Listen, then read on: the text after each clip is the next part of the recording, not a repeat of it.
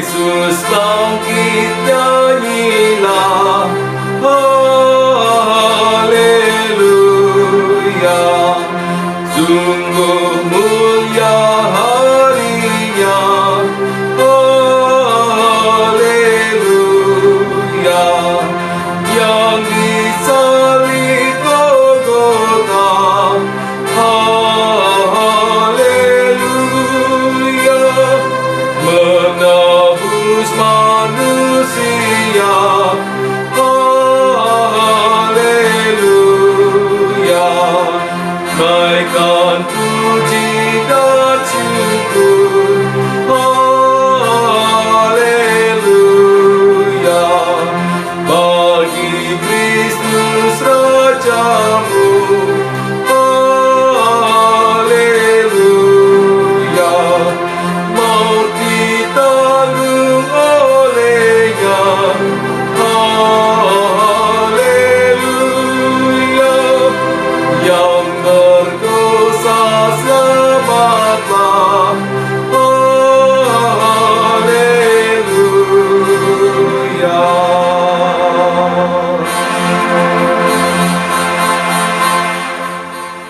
Shalom sahabat GKI Gedung Indah yang dikasihi Tuhan Yesus Kristus. Jumpa kembali hari ini Senin 30 November 2020 dalam Sapa Malam Gembala episode yang ke-187. Kita menyanyikan Kidung Jemaat 187 dengan semangat Yesus bangkit, nyanyilah. Akhirnya kita mulai masuk ke lagu-lagu kebangkitan. Yesus yang sudah bangkit itu adalah Yesus kita. Yesus yang menyelamatkan kehidupan kita. Kebangkitannya berarti membuktikan bahwa karyanya itu sungguh benar. Dan karena itu sesuai dengan yang dijanjikannya, kita akan mengalami juga kebangkitan. Kita juga akan bersama menjadi waris ahli kerajaan Allah, pemilik rumah Bapa yang dijanjikan Tuhan. Bersukacitalah. Mari bersama-sama kita menyambut firman Tuhan di malam hari ini. Kita berdoa. Ya Tuhan yang sudah bangkit, kami bersyukur karena itu adalah kemenangan-Mu yang juga memenangkan kami, memberikan kami keselamatan. Sungguh kami rindu ya Tuhan untuk mendengarkan suara Kristus yang sudah bangkit itu. Dan biarlah Kau menolong kami sehingga firman-Mu tinggal tetap dan mempengaruhi kami, menjadikan hidup kami lebih berarti dan menjadi kepujian bagi nama-Mu. Di dalam Tuhan Yesus Kristus. Amin. Sahabat GKI Gedung Indah yang dikasihi Tuhan Yesus Kristus, renungan pada malam hari ini temanya adalah kiblat. Dan kita boleh mendasari dengan membaca Keluaran 26 ayat 34 sampai dengan 37 demikian. Tutup pendamaian itu haruslah kau letakkan di atas tabut hukum di dalam tempat maha kudus. Meja itu haruslah kau taruh di depan tabir itu. Dan kandil itu berhadapan dengan meja itu pada sisi selatan dari kemah suci. Dan meja itu haruslah kau tempatkan pada sisi utara. Juga haruslah kau buat tirai untuk pintu kemah itu dari kain ungu tua, kain ungu muda, kain kirmisi dan tenunan halus yang dipintal benangnya, tenunan yang berwarna-warni. Haruslah kau buat 5 tiang dari kayu penaga untuk tirai itu, dan kau salutlah itu dengan emas, dengan ada kaitannya dari emas. Dan untuk itu haruslah kau tuang 5 alas dari tembaga. Demikianlah firman Tuhan. Yang berbahagialah mereka yang setia mendengarkan firman Tuhan dan yang memeliharanya di dalam kehidupan hari lepas hari. Nah, tema kita adalah kiblat. Istilah kiblat ini tampaknya sudah menjadi milik dunia Islam. Padahal arti sesungguhnya dari kiblat itu bukan hanya ke arah Mekah, yaitu ada bagian ya. Jadi arti kiblat adalah arah menuju Mekah, arah sholat ke Mekah begitu. Nah, itu kan satu terminologi, istilah yang masuk dalam KBBI. Tapi sebetulnya bukan cuma itu, karena kiblat juga bisa diartikan sebagai arah, bisa diartikan sebagai jurusan, atau bisa juga diartikan sebagai arah mata angin. Bahkan bisa juga digunakan untuk menggantikan kata fokus. Nah, sebagai arah ibadah, umat Yahudi sepertinya juga memperlakukan hal yang sama dengan Islam. Misalnya ya, dalam Daniel pasal 6 ayat 11. Di sana saya kutip, dalam kamarnya dalam kamar atasnya ada tingkap-tingkap yang terbuka ke arah Yerusalem. 3 kali sehari ia berlutut, berdoa, serta memuji Allahnya seperti yang biasa dilakukannya. Jadi Daniel punya jendela di atas ya, yang mengarah ke Yerusalem, dan di sana Daniel berdoa memuji Allah ke arah Yerusalem.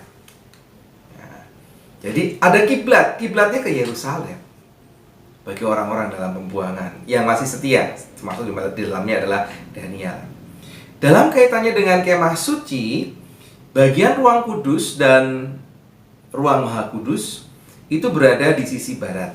Ya, ini kok jadi bicara seperti itu karena kita bisa melihat tadi di ayat 35,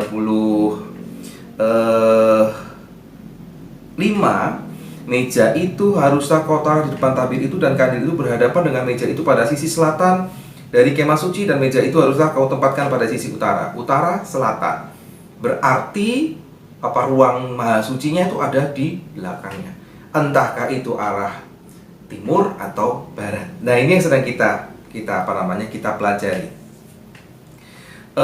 Ruang kudus dan ruang maha kudus itu tampaknya berada di sisi barat, karena ujung pelataran di sebelah timur. Kalau dibaca di Keluaran 27 ayat 13, ujung pelataran itu sebelah timur. Pintunya orang umat masuk itu di sebelah timur. Berarti ruang maha kudus ada di sebelah barat kalau begitu. Ya. Jadi arah ibadah umat adalah ke kemah suci, ke sebelah barat. Di mana bagian timur dikhususkan untuk para pelaksana, yaitu para imam dan orang Lewi. Maksudnya mungkin ini kalau dilaksanakan upacara korban mereka yang datang mengitari mezbah. Kemudian di bagian barat, kalau begitu seharusnya di bagian barat sendiri ada orang Lewi dan para imam di sana. Ya, dan kalau mereka ada di tenda masing-masing, peribadahan pribadi itu mengarahkan diri ke tengah, ya, yaitu ke arah kemah suci. Nah, kalau kita orang Kristen selama di gereja, arah ibadat kita, kiblat kita adalah kemana? Ke mimbar. Tapi mimbar itu menghadap mana? Kita tidak perhitungkan. Ada yang arah utara, selatan, barat, timur, tidak diperhitungkan. Tergantung luas penempatan lokasi saja. Jadi tidak ada kiblat tertentu sebetulnya kalau di gereja, kecuali bahwa semuanya arahnya adalah ke depan, ke arah mimbar. Kenapa seperti itu? Kok tidak memperhitungkan kiblat? Karena kiblat kita sekarang, ini yang paling penting. Kiblat kita sekarang adalah siapa? Tuhan Yesus. Fokus kita adalah Tuhan Yesus. Arah pandang kita adalah Tuhan Yesus. Sedangkan Tuhan Yesus itu bisa kita jumpai di mana saja, termasuk dalam hati kita. Jadi masalah arah mata angin itu tidak lagi menjadi penting. Yang paling penting adalah, sahabat GKI Gendong Indah, kerjakan ini. Dimanapun engkau berada, maka engkau harus fokus kepada Tuhan. Apalagi ketika engkau beribadah, arahkanlah hatimu hanya kepada Tuhan. Karena itu selalu ada di bagian akhir dari ibadah kita mengatakan apa? Arahkanlah hatimu kepada Tuhan. Kami mengarahkan hati kepada Tuhan. Kiblat kita, fokus kita, arah pandang kita adalah Tuhan Yesus. Bukan arah mata angin, bukan Yerusalem, ya, tetapi adalah Tuhan Yesus. Sehingga dimanapun kita berada, fokus kita, kiblat kita hanya Tuhan Yesus. Kerjakanlah. Amin. Tuhan Yesus memberkati. Mari kita berdoa. Ya Tuhan, dalam perbincangan kiblat ini kami boleh belajar. Memang ada masanya ketika orang beribadah mengarahkan diri kepada bait Allah. Orang Yahudi mengarahkan kepada Yerusalem, orang Muslim mengarahkan kepada Ka'bah. Tetapi orang Kristen mengarahkan kepada Tuhan Yesus Kristus. Biarlah itu kami berlakukan, sehingga ketika kami ibadah, hati kami betul-betul tertuju kepada Engkau, bukan kepada hal yang lain. Ketika kami mengambil keputusan melakukan apapun, hati kami tertuju kepada Engkau, bukan kepada yang lain. Tolong kami untuk setia melakukannya, sehingga hidup kami menjadi hidup yang betul-betul seturut dengan kehendak-Mu. Di dalam Tuhan Yesus Kristus kami berdoa. Amin. Sahabat GKI Gunung Indah dikasihi Tuhan Yesus Kristus, mari bersama-sama kita mengakhiri Sapa Malam Gembala di malam hari ini. Kita menutup persekutuan kita Sapa Malam Gembala dengan menyanyikan Kidung Jemaat 187, Yesus Bangkit Nyanyilah. Kita nyanyikan bait 3 dan yang keempat.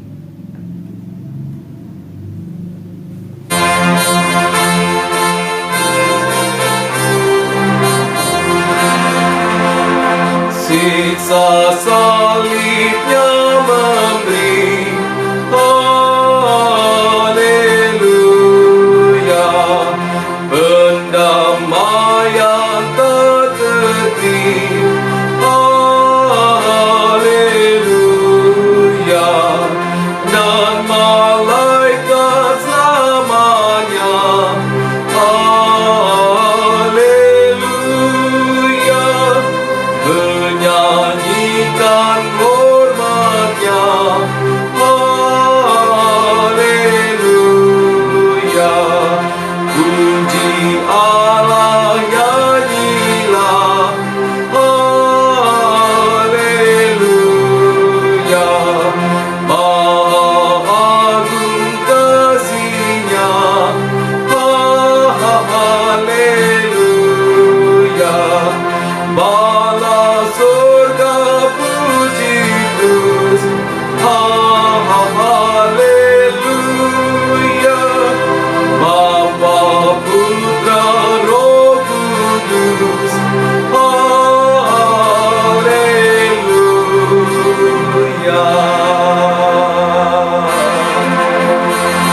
Sampai jumpa kembali di esok hari sahabat GKI Gunung Indah. Tuhan Yesus memberkati saudara. Amin.